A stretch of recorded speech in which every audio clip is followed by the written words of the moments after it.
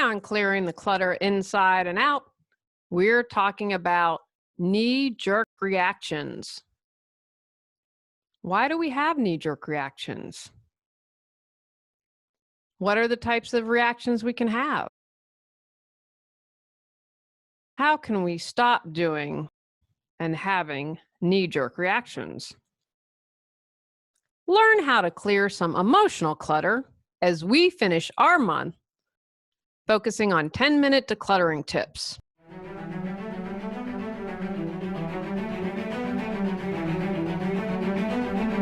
Ready to clear your clutter and share your gifts with the world? Every Tuesday at 1 p.m., join award-winning professional organizer, author, and certified life coach Julie Coraccio on Clearing the Clutter Inside and Out as she teaches you how to navigate the waters to declutter your life. Julie Coraccio destroys the box and examines clutter in all areas: physical, mental, emotional, spiritual, energetic, relationships, health, finances, and more.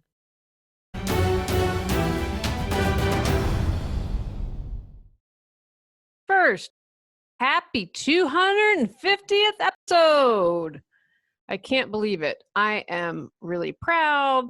This is a great year. We crossed 1 million downloads in January. On the 250th episode, I was reading in a podcast group that I belong to that most podcasts don't even make it past the first episode. I was really surprised by that. And then someone said it was something like 7 episodes where many people fall off if they get past the first. So super duper proud of myself, patting myself on the back here. And thank you to everyone who listens and watches, because if people weren't tuning in, I wouldn't continue to do this. Today's episode was inspired because we all have knee-jerk reactions. Probably for me, I would say the best example is when I'm in traffic. I'm a lot better than I used to be. I lived in Los Angeles for 10 years, and you're surrounded by so much traffic, it is enough to make you mad. And I've been back to Los Angeles since moving here to North Carolina, and I have to tell you, I haven't driven, and hopefully it'll stay that way when I go back to visit. I don't know how I lived there for 10 years, and I know the traffic has only gotten worse. It was just an insane place. In the past, I would have had a knee-jerk default reaction dealing with anyone in traffic. I'd get angry, probably would scream something, maybe not scream. I'm really not a screamer. I have to be really upset to scream. So call them an unkind name, make a unkind gesture. I was completely on autopilot and knee-jerk reaction doing that. I don't even know if I could tell back then how automatic or knee-jerk it was. Another thing that I used to have a knee-jerk reaction to is if someone said something, I would automatically say, or many times have the knee-jerk reaction of, I'm sorry. That was my default reaction. It's my fault. How can I fix it? When the majority of time, it wasn't my fault. I hadn't done anything. It was just, I'm sorry, I'm sorry, I'm sorry. So that was another knee-jerk reaction I have. I share those two because I'm betting a lot of you listening and watching can relate to that. What causes a knee-jerk reaction? Knee-jerk reactions are our quick defenses against anything we believe may harm us. So that makes perfect sense why we have them, right? I'm getting mad at you in traffic, buddy, because you could have cut me off and caused an accident. Our ego is trying to protect us. Our brains detect danger before our awareness kicks in. Now, there's a benefit to this. It can save our lives. If you have a knee-jerk reaction to jump out the window when the house is on fire, not so good if we pull out a gun or knife or our fist in road rage. They occur when we engage, but can also engage the future, right? Have you ever gotten worked up about something that might happen as you go down the crazy road and get a little nuts? I was pretty calm about my wedding. I have to say I was the best according to the woman that helped my mother. The one thing that, oh my gosh, boy, did annoy me was my husband's friend and his wife. I'm very blessed that the wife did not come to our wedding. It's a time to thank God for small miracles. Without going into too much detail, I had to call a friend to talk me off the cliff because I went absolutely bonkers. I was in the future about what could happen. What are your triggers? Good to know our triggers, right? If we know what triggers us, then it can help prepare us to not go into fight or flight and on that autopilot. As I've mentioned, traffic is one we can all probably relate to. My husband's close friend triggers me as well, as I just mentioned. Still triggers me. I'm working on it, friends. I'm working on it. Having our integrity or our intelligence or our ideas or fill in the blank. Anything that makes us feel attacked. Our values, our beliefs. How easily do we slip into our reaction because we feel attacked?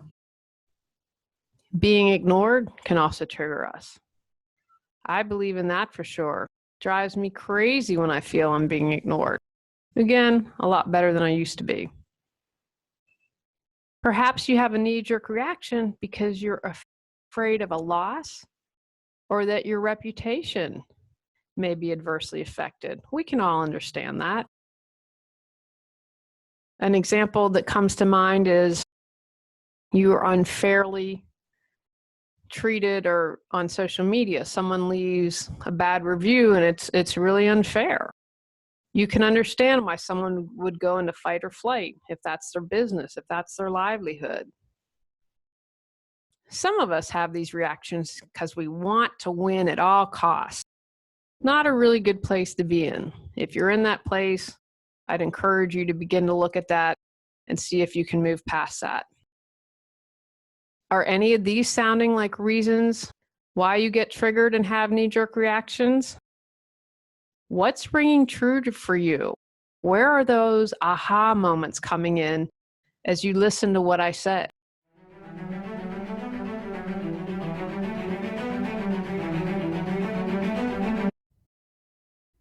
Do you keep saying you'll declutter, get organized, or pursue your dreams someday, but someday hasn't come? Learn how Julie Coraccio can support you at reawakenyourbrilliance.com.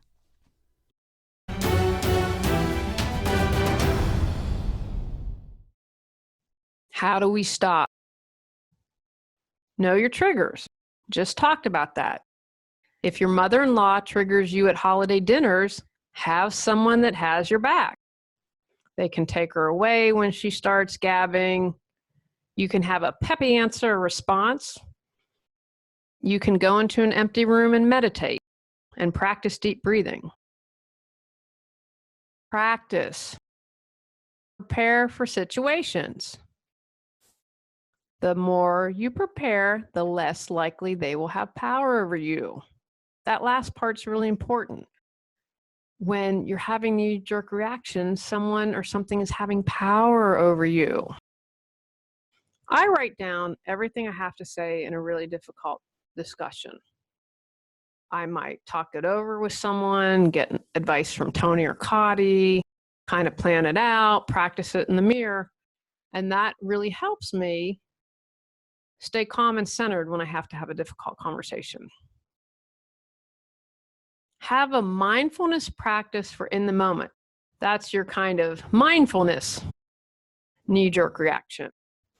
Maybe it's you count to 10. Maybe you draw smiley faces.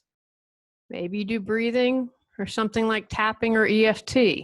If you have something that's your go-to when you know you're about to react, that is going to go a long way.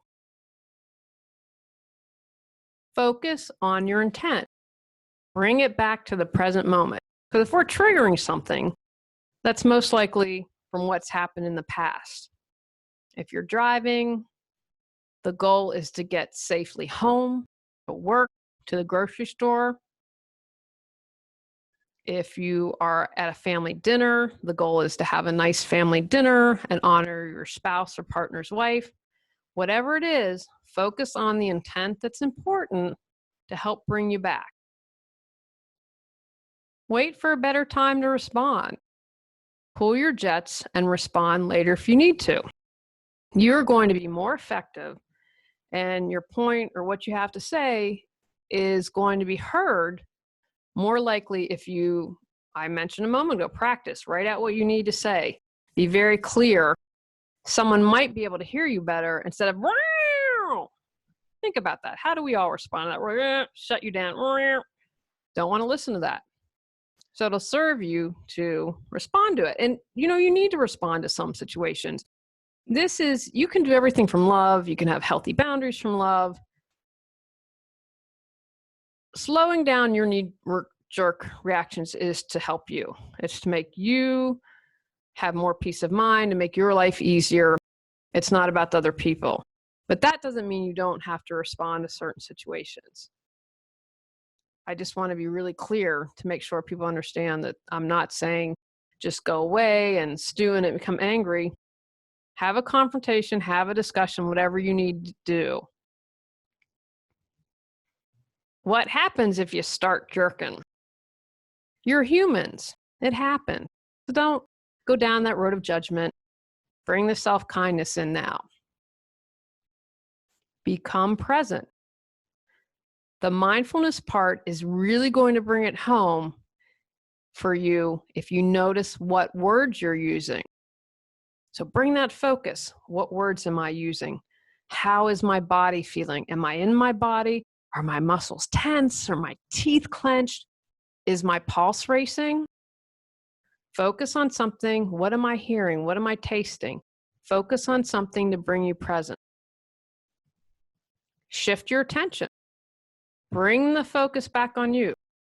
What others do and say is about them. How I respond is about me. How do I want to be in this moment?